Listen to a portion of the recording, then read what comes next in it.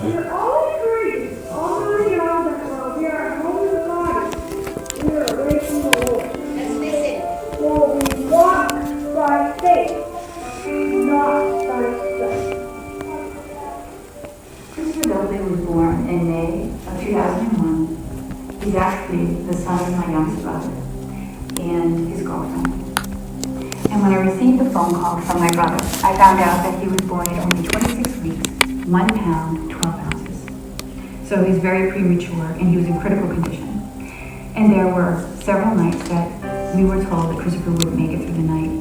And at that point, I prayed for Christopher. And I just asked God to be with my brother and to do what his will would be. And for a long time, I had no contact with my brother. Really didn't know what happened to Christopher. And all of a sudden, my heart was moved. Where was my nephew? What happened to him? And on my first phone call to social services, the gentleman knew about Christopher, and he indeed was in foster care. He was totally blind. He had been born with cocaine in his system, and he had a host of other medical issues. My first response to that, or my first feeling to that, was fear. I prayed very intently, and I begged the Lord. I said, could you just show me what you would want? And he did. He answered in my heart. He told me, do not be afraid, that I will take care of everything. We've had challenges and we've had joys. And one of the greatest joys was to hear Christopher make noise, sing, and keep beat. He really didn't talk till about first grade. So when he sang, it was really neat. And it wasn't shortly around that time that we found out that Christopher had perfect pitch. And he started to do remarkable things. And what a joy and what a prophecy that God gave us, that these tears would come, and they come out of great joy. And when Christopher sings, "Open the eyes of my heart," he teaches us to not see everything with our eyes, but to see things the way God sees things, through our heart. And indeed, I'm singing that too. Open the eyes of my heart, Lord. Open the eyes of my heart. I want to see.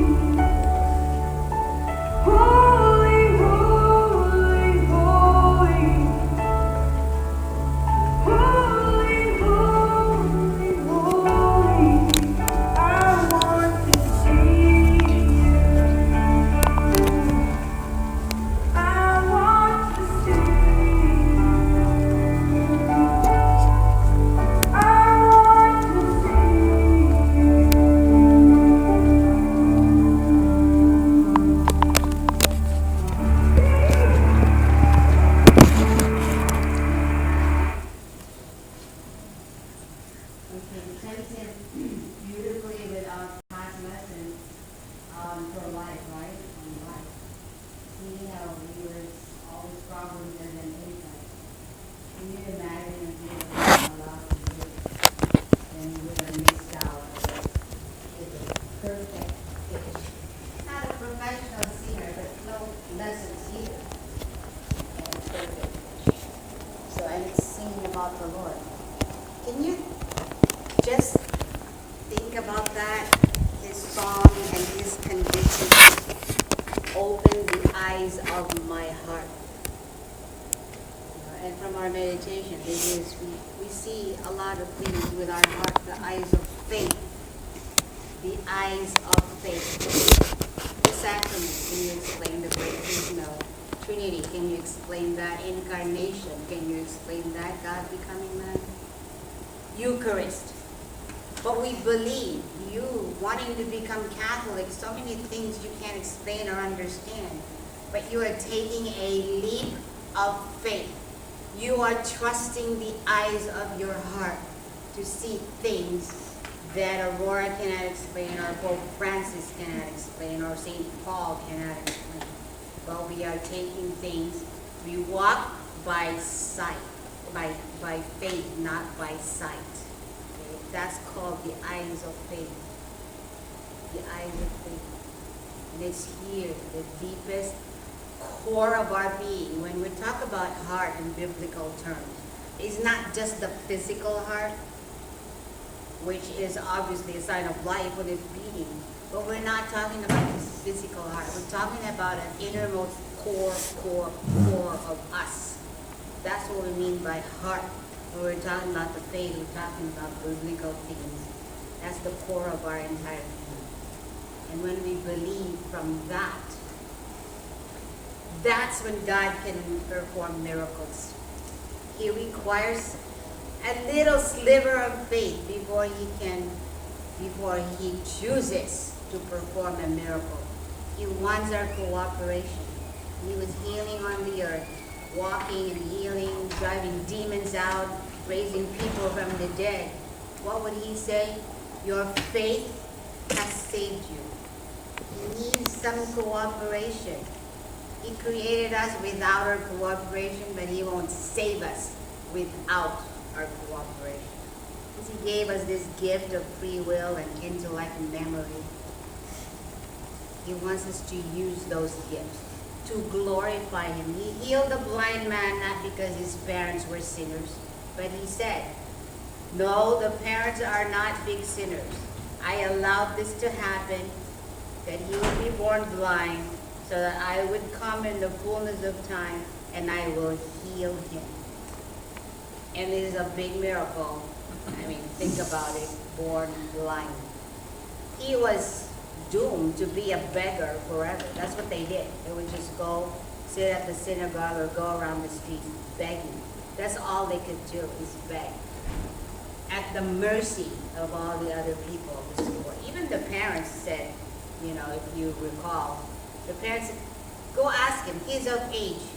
He can take care of himself. I can propose to you, and one of my ideas was they were living off of his earnings as a beggar. They too were living off of him. Okay.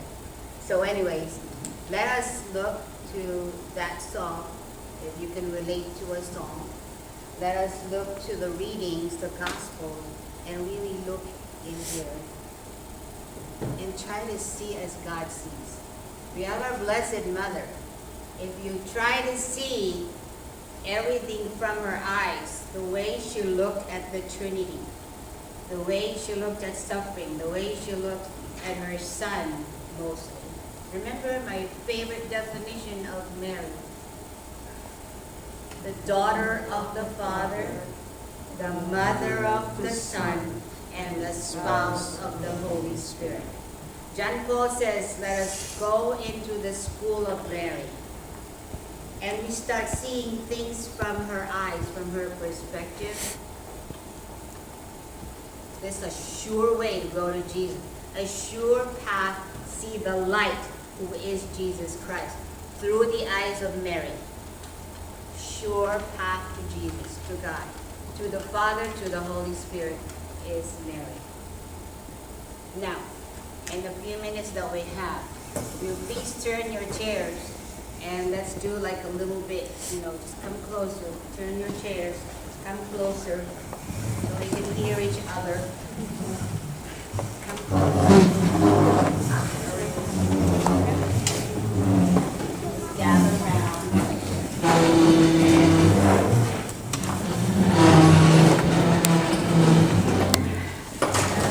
can hear everybody. All right. So it'll be a little bit more intimate. Okay. Then I get the tissue box. Get the tissue box. Tissue somewhere.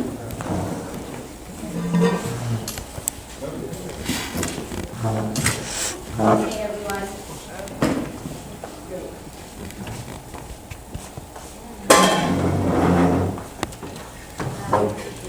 Anyway, what we're doing right now, continuing our meditation. Who is the bravest one to start? You want a little insight. If you would share with us at this stage of our, time together. It's okay. Nothing comes out, nothing gets out of it. You share a little bit about how we have been gliding in the past, or how we have been healed, what brought us here. Is there a transformation that we'll see in our lives? Only what you want to share. Nothing gets out of it. But remember this, what you say could be somebody's lifeline. What you say as far as experience could have been somebody's experience, but they didn't know how to deal with it. If there was a healing experience or a growing experience, it would be a great, great sharing because it would help somebody else. Very briefly, because I can stay till 10, I don't know about you, okay? So very briefly, we don't want a whole biography, but if there's something there that you need to share in order to uplift somebody, or to maybe first time you're saying anything about it, because it's healing to share. Not that we can solve your problem, but to share a little bit, to share a little bit is already part of you. Okay, who's number one? I'll start. Ray. Thank you. Okay. I'm a Catholic, as you all know. I started becoming part of the RCIA because, to be very honest with you, Then I